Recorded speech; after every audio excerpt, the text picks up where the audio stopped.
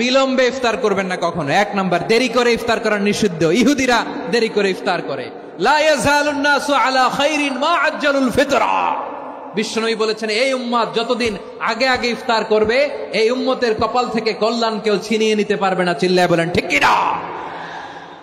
আজানের জন্য বসে থাকবেন না, সময় দেখবেন। স্থানীয় সময় যখন সূর্যাস্ত হওয়া মাত্রই বিসমিল্লাহ, খেজুর খেয়ে ফেলবো। পারবেন তো নাকি দেরি করবেন?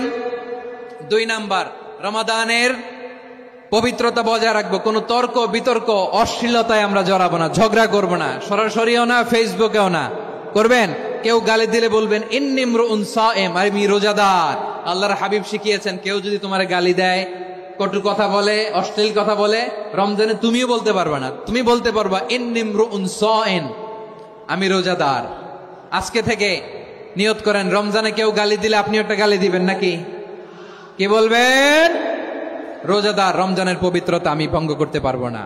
অশ্লীল নাটক সিনেমা আমরা দেখবো না। ব্যাড হ্যাবিট থাকলে রমাদানে এটা ছাড়ার মহা সুযোগ।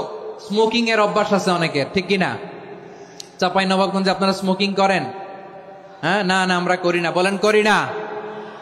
করবেন না কেউ? যদি কারো থাকে, কে করে হাত তোলালাম না আমি।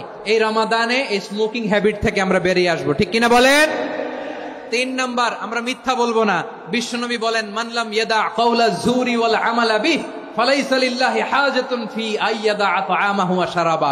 যে রমজানে মিথ্যা কথা, মিথ্যা কাজ, মিথ্যা সাক্ষী ছাড়তে পারে নাই, তার না খেয়ে থাকা, উপবাস থাকা দিয়ে আল্লাহর কিছু যায় আসে না। এজন্য মিথ্যার সাথে আমাদের কোনো সম্পর্ক আছে? মিথ্যা বলবো না। 4 নাম্বার, অপচয় করব না। ইন্নাল মুবাযযিরিনা কানু ইখওয়ানাশ শায়াতিন ওয়া কানা শাইতানু লিরাব্বিহি কাফুরা। অপচয়কারী শয়তানের ভাই। আচ্ছা, যে শয়তানের ভাই ও নিজেও আরেকটা কি? শয়তান। যে শয়তানের ভাই ও নিজেও আরেকটা কি? অপচয় করব না। ইফতারি করতে যে আমরা অনেকে অপচয় করি, এগুলো করবেন আপনারা না। অপচয় অপব্যয় করব না। 5 নাম্বারে, রিয়া, লোক দেখানো ইবাদত আমরা করব না। লোক দেখানোর জন্য নামাজ, রোজা, জিকির, তেলাওয়াত, দান, সদকা এগুলো করলে আল্লাহর দরবারে এগুলো কবুল হবে?